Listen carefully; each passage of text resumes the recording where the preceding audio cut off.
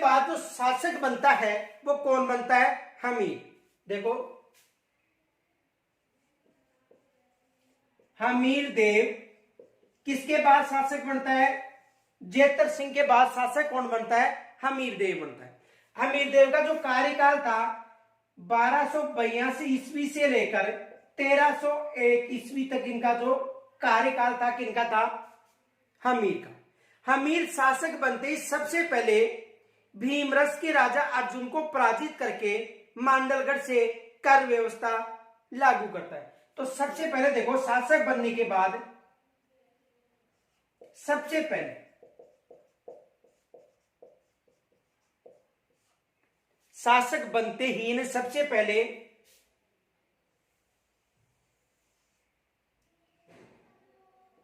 भीमरस के राजा अर्जुन को पराजित, किसको पराजित करता है?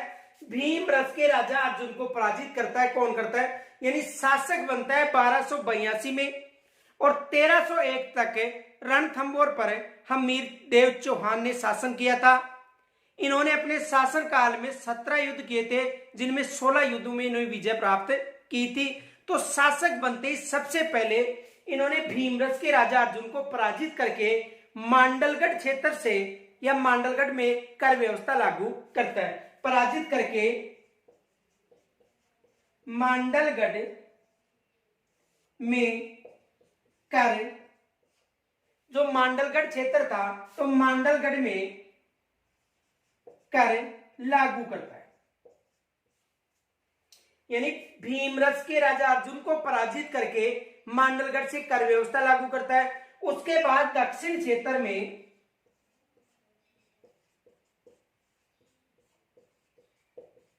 यानी दक्षिण क्षेत्र की बात करें तो भोज परमार को पराजित करता है। किसे पराजित करता है? भोज परमार को।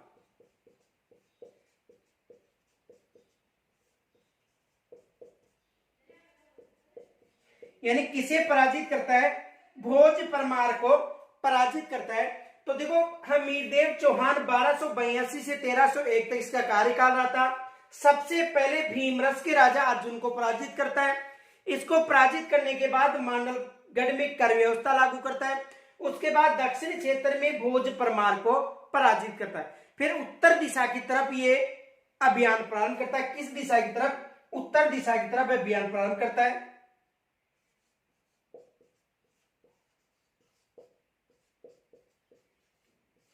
किसकी तरफ करता है? उत्तर की तरफ अभियान प्रारंभ करता है। कौन? हमीरदेव। तो सबसे पहले देखो इन्होंने आक्रमण किया चित्तौड़ पर। कहां पर आक्रमण किया? चित्तौड़ पर आक्रमण किया। और इस आक्रमण में कौन विजय होता है? हमीर। चित्तौड़ के बाद देखो इन्होंने आक्रमण किया आबू क्षेत्र पर।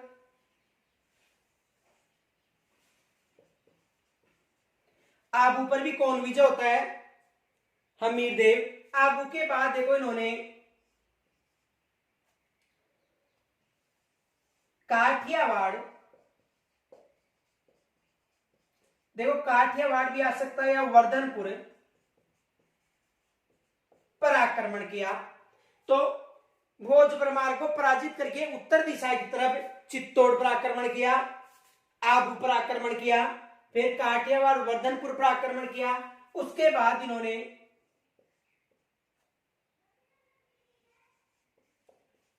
पुष्कर पर आक्रमण किया और पुष्कर के बाद इन्होंने चंपा क्षेत्र पर आक्रमण किया। और चंपा क्षेत्र पर आक्रमण करने के बाद ये वापस कहां पर आ गया? रणथंबोर।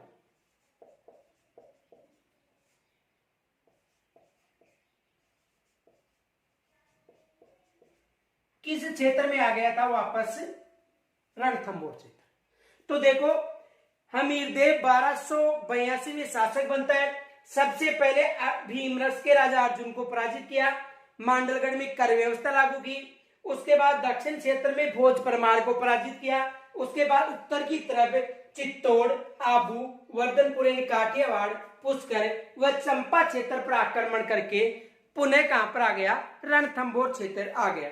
इस संपूर्ण विजय के बाद या इस विजय उत्सव के रूप में इन्होंने एक यज्ञ का आयोजन करवाया था। कौन सा यज्ञ था? कोट्टीय यज्ञ।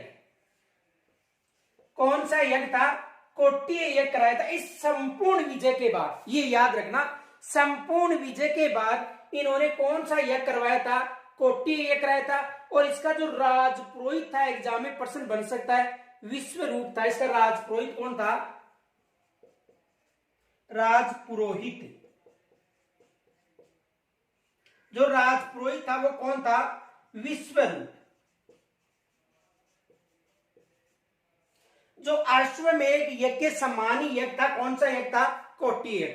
तो देखो, इस तरह यदि आप अध्ययन करोगे तो लंबे समय तक याद रहेगा। देखो, हमीरदेव चौहान 1282 में शासक बनता है, 1301 तक शासक रहता है। शासक बनने के बाद सबसे पहले उन्होंने भीमरस के राजा अर्जुन को पराजित किया, मांडलगढ़ से कर व्यवस्था लागू की। उसके बाद दक्षिण क्षेत्र में भोज परमार को पराजित किया। उसके बाद उत्तर दिशा की तरफ चित्तौड़ पर आक्रमण किया, विजय प्राप्त। आबू पर आक्रमण, विजय प्राप्त। काठियावाड़ वर्धनपुर क्षेत्र जो काठियावाड़ में था वहां पर विजय प्राप्त। पुष्कर व चंपा पर अधिकार करने के बाद रणथंभौर क्षेत्र में जाकर उन्होंने कोट्टीय यज्ञ का आयोजन करवाया और जिसका राजपुरोहित कौन था? विश्वरूप इसका राजपुरोहित था। तो यहां तक स्क्रीन छोड़ लीजिए।